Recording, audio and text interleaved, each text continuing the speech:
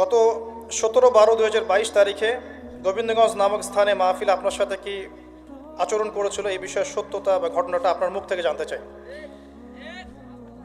সুবহানাল্লাহ।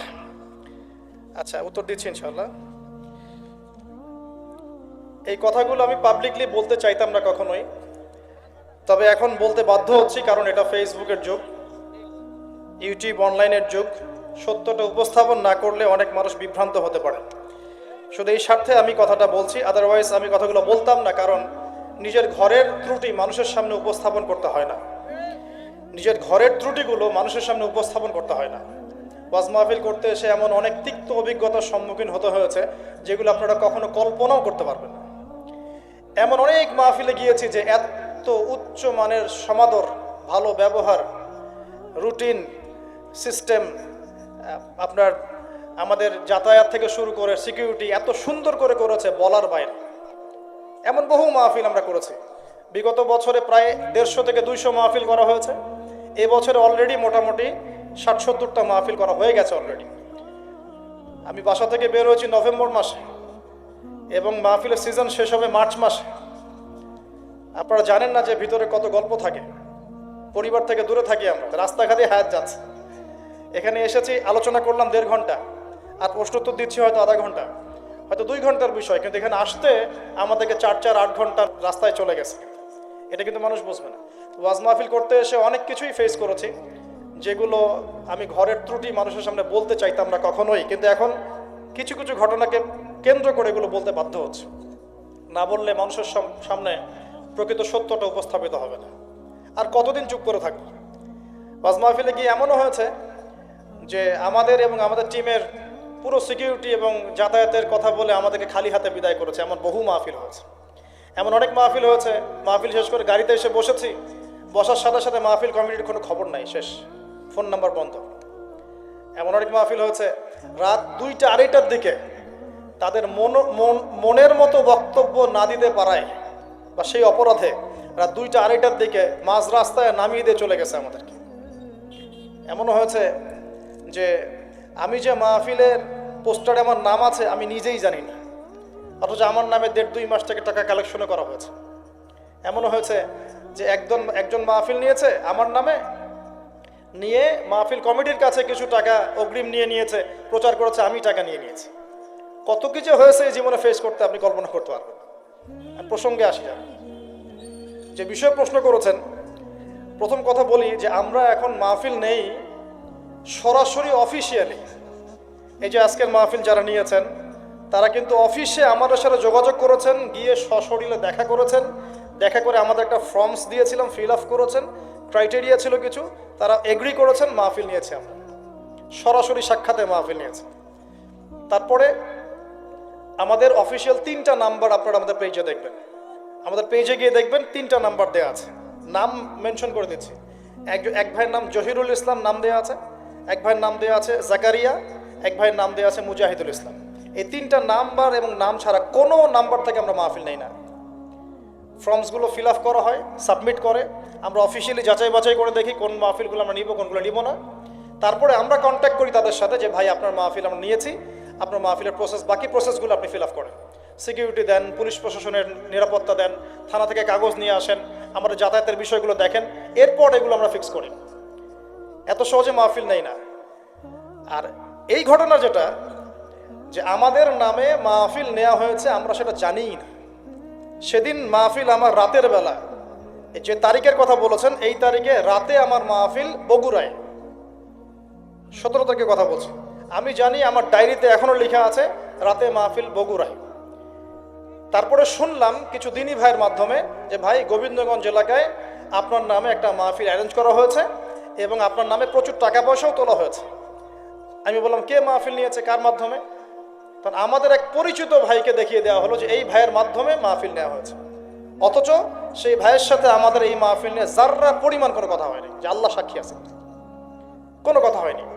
এখন সে আরেক ভাইয়ের মাধ্যমে, থার্ড পার্টি, মাঝখানে একটা থার্ড পার্টির মাধ্যমে ওই কমিটির সাথে কমিউনিকেট করে মাহফিল ফিক্স করেছে। আমরা জানি না। মাহফিলের 2 দিন আগে তারা এসে হাতে পায়ে কান্নাকাটি শুরু করেছে যে ভাই মাহফিল অ্যারেঞ্জ হয়ে গেছে, আল্লাহর ওয়াস্তে 30টা মিনিট হইলেও সময় দিয়েন। মাহফিল অ্যারেঞ্জ করে ফেলেছি, টাকা পয়সা তোলা হয়ে গেছে, আপনি যদি না আসেন 10টা মিনিট 30টা মিনিট বলছে 10টা মিনিটের জন্য আসেন, 30টা মিনিটের জন্য আসেন, এসে খালি চেহারাটা দেখায় চলে যায়, না হলে জনগণ আমাদেরকে পিটাই শেষ করে ফেলাবে। হাতে পায়ে কান্নাকাটি করে পরে বললাম ঠিক আছে ভাই, বগুড়ায় মাহফিল আছে আমাদের, আমরা যাওয়ার পথে আপনার ওখানে একটু সময় দিয়ে চলে যাবো, ইনশাল্লাহ সময় না যান। যদিও এই প্রসেস আমরা মাহফিল কখনো নেই না, তারপরেও নিয়েছি, তারপরে গিয়েছি। এদিকে শুনেছি প্রচার করেছে আমরা মাহফিল করব বিকেল দুপুর 3টা থেকে 5টা। তারপরে আমাদের কানে খবর আসছে যে বাদ মাগরিব আপনাকে আলোচনা করতে হবে। আমার একটা সেন্টেন্স মিথ্যা বলছি না, আমার কাছে হোয়াটসঅ্যাপে এখনো ডাটাস মজুদ আছে, যে থার্ড পার্টি কন্ট্যাক্ট করেছে আমাদেরকে বলছে বাদ মাগরিব আপনাকে আলোচনা করতে হবে। আর আমরা গিয়ে উপস্থিত হয়েছি 4টায়। আমি চিন্তা করছি যাব, একটু রেস্ট নিব, রেস্ট নিয়ে নামাজ কালাম সারবো, তারপরে বাদ মাগরিব স্টেজে উঠবো। গিয়ে শুনি 3টা থেকে মাহফিল আমার নামে অ্যানাউন্স করা হয়ে গেছে, জনগণ বসে আছে। জনগণ তো নিষ্পাপ, জনগণের তো কোনো দোষী নাই এখানে, ও তো জানেই না সত্য কোনটা মিথ্যা কোনটা। তারপরে গিয়ে তাড়াহুড়া করে স্টেজে ওঠা হলো। উঠে এই যে অনলাইনে প্রচার করছে 30 মিনিট বক্তব্য দিয়েছে, আমার নিজেই 45 মিনিট বক্তব্য দিয়েছে, 45 থেকে 50 মিনিটস আমি বক্তব্য দিয়েছি। আজকে যে আমি এখানে এসেছি আপনাদের এখানে, আমি কি 1.5 ঘন্টার কম আলোচনা করলাম? আমার কোনো মাহফিল আপনি দেখবেন না যে 1 ঘন্টা 1 ঘন্টা 15 মিনিট 1.5 ঘন্টার কম আলোচনা আছে। প্রত্যেকটা মাহফিল ইউটিউবে আছে, দেখে নিয়ে। কোনো মাহফিল এরকম হয়নি কখনো। তারপর আলোচনা শেষে আমি তারপরে বলছি যে আপনারা সবাই বসেন, ইনশাল্লাহ মাগরিবের নামাজ হবে, এখানে আমরা নামাজ পড়বো, নামাজ পড়ার পর ইনশাল্লাহ আলোচনা হবে, প্রশ্নোত্তর পর্ব হবে। এর মধ্যে শুনলাম আমাদের ইউটিউবারে যে ভাইরা, যে ভাই যে সামনে এখনো বসে আছে, এই ভাই সহ আমার ইউটিউবের প্রায় 8 থেকে 10 জন সদস্য আছে। 8 থেকে 10 জনের কোনো সদস্যকে তারা এখানে বসতে দেয় নাই এবং এই ক্যামেরা সেট করতে দেয় নাই। বরং 2 জন ভাইকে গলায় ছুরি ধরেছে, ক্যামেরা সেট করা যাবে না, ওদেরকে জিজ্ঞেস করে দেখেন। একজনকে গলায় ফাঁস পেটিয়ে এদিকে নিয়ে গেছে, মানে পুরোটা আগে থেকেই পরিকল্পনা করা ছিল যে কিছু একটা হবে আর কি। ক্যামেরা বসতে দিচ্ছে না কেন? এই যে ক্যামেরায় রেকর্ড আছে, আজকে আমি যা বলছি, যা আলোচনা করেছি, তো সেদিন ক্যামেরা কেন বসাতে দিল না? ইউটিউবারদের ক্যামেরা কেন বসাতে দিল না? ক্যামেরা থাকতো, দেখতো মানুষ কি হচ্ছে। ক্যামেরা ভাঙচুর করা হয়েছে, ক্যামেরা বসাতে দেওয়া হয়নি। আলোচনা করেছি, আলোচনা পরে বললাম বসেন, চলে আসবে। এরপরে এই যে ছেলেটাকে আপনারা দেখেছেন ভিডিওর মধ্যে, এই ছেলে তার ক্যাডার বাহিনীকে নিয়ে, এবং তার একটা শেল্টার ছিল, একটা পলিটিক্যাল শেল্টার, সে এসে পুরো স্টেজে উঠে যাচ্ছে তাই বিহেভ করেছে আমাদের সাথে। কথাবার্তা সিরি এমন যে আপনাদেরকে টাকা দিয়ে নিয়ে আসি, ভাড়া দিয়ে নিয়ে আসি, যতক্ষণ বলবো ততক্ষণ আলোচনা করতে হবে, 2 ঘন্টা আলোচনা করতে হবে। এইসব কথা শোনার পর কোনো আলেম বসে থাকতে পারে? কোনো আলেমের ব্যক্তিত্ব গায়রত থাকলে সে কি বসে থাকতে পারবে এখানে? আমি তখন বললাম যে কত টাকা দিয়েছেন আপনি? ভিডিও দেখেন। সে বলছে আপনার ওই যে এই মাধ্যমে প্রোগ্রাম নিয়েছে, ওকে 20,000 দিয়েছে। অথচ ওই মাধ্যমের ওই ব্যক্তি যাকে বলা হচ্ছে আব্দুল আলিম না কি নাম, তাকে আমি চিনি না, জানি না সে কি আমি জানি না সে কি। তারপর তাকে বললাম নিয়ে আসেন সামনে, নিয়ে আসেন, যত টাকা নিয়েছেন ফেরত দেন। আমার এসব অপমান হওয়ার কোনো প্রয়োজন নাই, প্রয়োজনে টাকা পয়সা হাদিয়া তো সব নিয়ে যান, মাহফিল করার দরকার নেই। জনগণ দেখলো যে একটা হট্টগোল শুরু হয়েছে, অডিয়েন্স সবাই আমাদের পক্ষে ছিল, অডিয়েন্স সবাই আমাকে নিয়ে আলহামদুলিল্লাহ সিকিউরিটিতে গাড়িতে উঠে গেছে।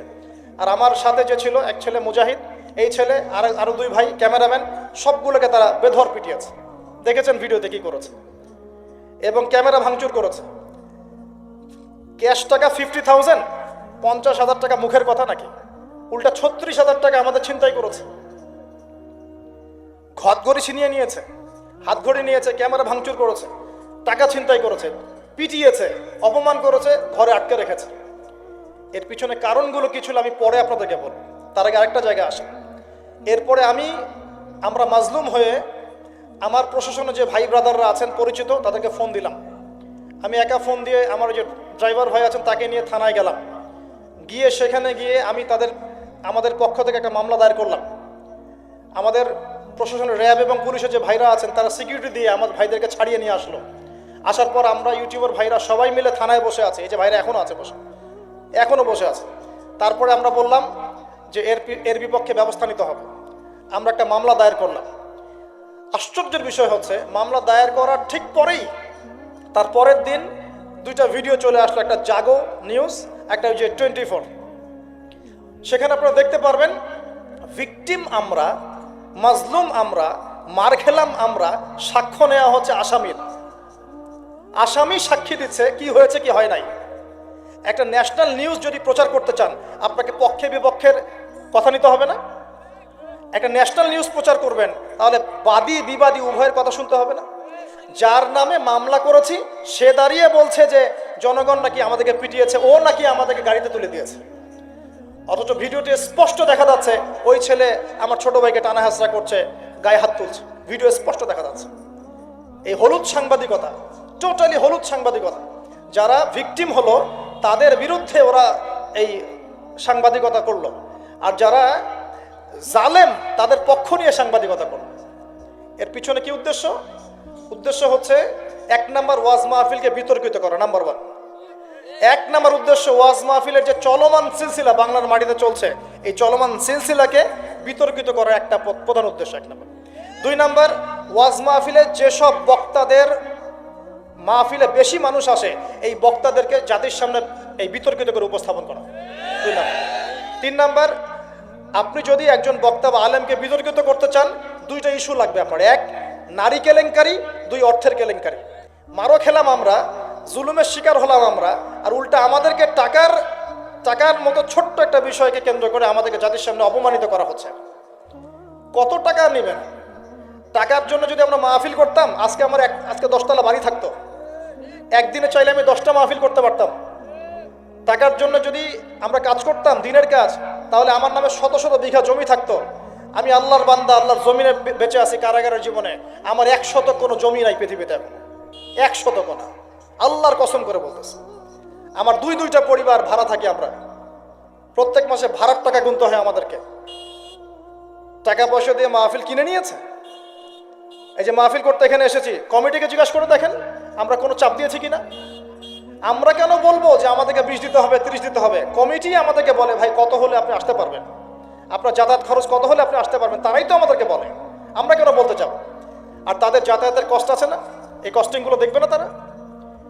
এখানে সবচেয়ে ন্যাক্কারজনক হচ্ছে যে মার খেয়েছে, যে জুলুমের শিকার হয়েছে, তাদের বিরুদ্ধে সাংবাদিকরা কলম ধরেছে। আশ্চর্য। অথচ একটা ন্যাশনাল নিউজ করতে হলে, কিছু প্রচার করতে হলে পক্ষে বিপক্ষে দুজনে কথা শুনতে হবে কি না?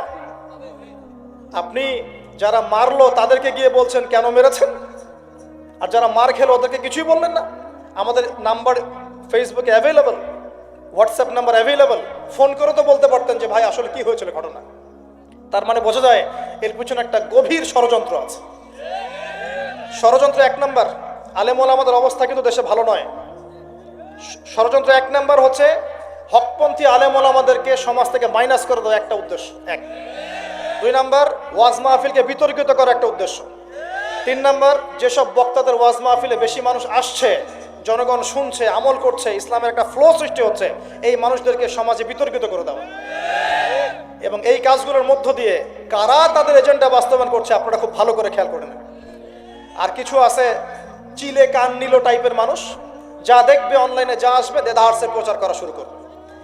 তুমি যে ফেসবুকে ইউটিউবিং করছো, ফেসবুকিং করছো, কখনো কি আমাদেরকে জিজ্ঞেস করেছিলা ভাই কি হয়েছে আপনাদের সাথে? তুমি এক পক্ষের কথা শুনে গালিগালাজ করছো, চরিত্র নিয়ে কথা বলছো, টাকার কেলেঙ্কারি দিচ্ছ। তোমাদের জন্য 2টা নসিহত করে শেষ করবো, জাস্ট 2টা। 1, নবী সাল্লাল্লাহু আলাইহি ওয়াসাল্লাম বলেছেন কাফা বিল মারই কাযিবান ওয়া হুয়া ইয়াকুলু কুল্লামা সামিআ। কোন ব্যক্তির মিথ্যাবাদী হওয়ার জন্য এতটুকুই যথেষ্ট যে সে যা শুনবে যাচাই বাছাই না করেই তা প্রচার করা শুরু করবে। 1। 2 নম্বর, রাসূল সাল্লাল্লাহু আলাইহি ওয়াসাল্লামকে আল্লাহ পাক বলেছেন ইয়া আইয়ুহাল্লাযীনা আমানু, হে মুমিনগণ আপনারা খুব ভালো করে শোনেন, ইন জাআকুম ফাসিকুম বিনাবাইন ফাতাবায়ানু। কোন ফাসিক, পাপাচারী কোন ফাসিক যদি কোনো সংবাদ নিয়ে আসে সেটা বিশ্বাস করার আগে অবশ্যই যাচাই বাছাই করে নিও, না হলে আন তুসিবু কওমান বিজাহালা ওয়া তুসবিহু আলা মা ফাআলতুম নাদিমিন। না হলে তোমরা অজ্ঞতাবশত এমন পদক্ষেপ নিয়ে ফেলবে যার ফলশ্রুতিতে তোমাদেরকে অনুতপ্ত হতে হবে। আর সবচেয়ে কষ্ট পেয়েছি আমি এখানে যে কিছু আলেম ওলামাও এর পক্ষে সাফাই গাওয়া শুরু করেছে। আমি এই জায়গায় কষ্ট পেয়েছি। শোনেন, আজকে মজা নিচ্ছেন, ট্রল করছেন, করেন, এটা আপনার দিকেও আসবে ইনশাআল্লাহ, দেখে নিন। কারণ এটা শুধু আমাকে উদ্দেশ্য করা নয়, এর উদ্দেশ্য হচ্ছে পুরো ওয়াজ মাহফিল এবং আলেম ওলামা এবং পুরো কমিউনিটিকে বিতর্কিত করা। আপনার উচিত ছিল নিজের ভাইয়ের পাশে এসে দাঁড়ানো, আপনি উল্টা মজা নিয়েছেন। এগুলো আল্লাহর আরশ পর্যন্ত পৌঁছে গেছে ইনশাআল্লাহ। আল্লাহ পাক অচিরেই এর ফলাফল নাজিল করবে ইনশাআল্লাহ। আমি তো কিছু করতে পারবো না, মামলা দিয়েছি, মামলার কি হবে আল্লাহ ভালো জানে। উল্টা তাদের পক্ষেই মানুষ কাজ করছে। আমি শুধু এতটুকু বলছি, আল্লাহর কাছে হাত তুলে দোয়া করছে, আল্লাহুম্মা ইন্না নাজআলুকা ফি নুহুরিহিম ওয়া নাউযু বিকা মিন শুরুরিহিম, আল্লাহুম্মা আকফিনিহিম বিমা শি'তা, আল্লাহুম্মা মুনজিলাল কিতাব ওয়া সারি'আল হিসাব, ইহজিমিল আহজাব, আল্লাহুম্মা ইহজিমহুম ওয়া জালজিলহুম। এই দোয়ার অর্থ যারা বুঝবেন জেনে নিয়েন যে আমি কি দোয়াটা করেছি। আমি আল্লাহর কাছে দোয়া করছি আল্লাহ পাক সত্যের পক্ষে থাকেন, মিথ্যার বিপক্ষে থাকেন। এখানে ইসলামের বদনাম হয়েছে, আলেমের বদনাম হয়েছে, এবং আল্লাহর দ্বীনের দায়ীদের গায়ে আঘাত এসেছে, ইউটিউবারদেরকে আঘাত করা হয়েছে, এবং মিথ্যা প্রপাগান্ডা চালিয়ে চরিত্র হনন করা হয়েছে। আল্লাহর কাছে দোয়া করছে আল্লাহ পাক যেন একাই এই জালেমদের বিরুদ্ধে আমাদের পক্ষে যথেষ্ট হয়ে যান ইনশাআল্লাহ। আমরা দোয়া করছি আল্লাহ পাক যেন এদের এবং আমাদের মাঝখানে ফয়সালাকারী হিসেবে আল্লাহ পাকই যথেষ্ট থাকেন ইনশাআল্লাহ। আল্লাহুম্মা মুনজিলাল কিতাব, আল্লাহ পাক কিতাব নাজিলকারী, সারি'আল হিসাব, দ্রুত হিসাব গ্রহণকারী, ইহজিমিল আহজাব, এই জালেমদের এই দলটাকে আল্লাহ পাক ভেঙে দিবেন ইনশাআল্লাহ। আল্লাহুম্মা জালজিলহুম, আল্লাহুম্মা ইহজিমহুম ওয়া জালজিলহুম, আল্লাহ পাক এদেরকে বিধ্বস্ত করবেন, এদের পাগুলোকে ভূমিকম্পের মতো কাঁপিয়ে দিবেন ইনশাআল্লাহ তাআলা। নবী সাল্লাল্লাহু আলাইহি ওয়াসাল্লাম, লাস্ট কথা, নবী সাল্লাল্লাহু আলাইহি ওয়াসাল্লামের উপর অত্যাচার আসলে তিনি দুই রকম সুন্নত দেখিয়েছেন। এক, তিনি মাফ করে দিয়েছেন, যদি ওরা ক্ষমা চাইতো আমি মাফ করে দিতাম, যদি ক্ষমা চাইতো আল্লাহর কসম মাফ করে দিতাম। ক্ষমা না আছে, উল্টা তারা মিথ্যা প্রপাগান্ডা চালিয়েছে, এর কোনো মাফ নাই ইনশাআল্লাহ। আল্লাহ রাসূল আরেকটা সুন্নাত, তিনি বদদোয়া করেছেন, হাত তুলে তুলে বদদোয়া করেছেন, আল্লাহ অমুককে দেখে নিও, তমুককে দেখে নিও, তমুককে দেখে নিও। আজকে আমি মাজলুম, আমরা মাজলুম, শুধু সেই বদদোয়া আল্লাহর কাছে করছে। অচিরেই দেখে নেবেন তাদের কি পরিণত হয় ইনশাআল্লাহ। আমরা কিচ্ছু করব না, কিচ্ছু বলবো না, আল্লাহর পক্ষ থেকে কি ফয়সালা হয় খালি দেখে নিন ইনশাআল্লাহ। কারণ আল্লাহর দ্বীনের শত্রুতা করে, দ্বীনের দায়ীদের সাথে, আলেমদের সাথে শত্রুতা করে কোনো জালেম, কোনো ফেরাউন, নমরুদ এই দুনিয়াতে টিকতে পারে নাই, আগামীতেও পারবে না ইনশাআল্লাহ তাআলা। আর কিছু বলার মতো মন মানসিকতা আমার নাই। আপনাদের জন্য দোয়া করবো এবং অনুরোধ করবো যে আল্লাহর ওয়াস্তে এই বিভ্রান্তির যুগে এক পেশে মনোভাব রাখবেন না, সত্য মিথ্যা যাচাই করবেন, তারপরে আপনি বিশ্বাস করবেন ইনশাআল্লাহ তাআলা। আর বিশ্বাস করবেন আল্লাহর পথে দায়ী, আলেম, মুহাদ্দিস, মুফতিরা কোনো দিনও দিনের অকল্যাণে কোনো কাজ করে না ইনশাআল্লাহ। আল্লাহ রাব্বুল আলামিন আমাদের সবাইকে পবিত্র কোরআন এবং সহিহ হাদিসগুলো অনুযায়ী আমল করার তৌফিক দান করুন, নবীর সুন্নাহগুলো মেনে চলার তৌফিক দান করুন, এবং আমাদের মাঝে যত ইখতিলাফ আল্লাহ পাক দূর করে দিন, এবং দৃশ্যমান অদৃশ্যমান সমস্ত রকম ইসলামের শত্রু থেকে আল্লাহ পাক আমাদেরকে হেফাজত করুন, আমিন।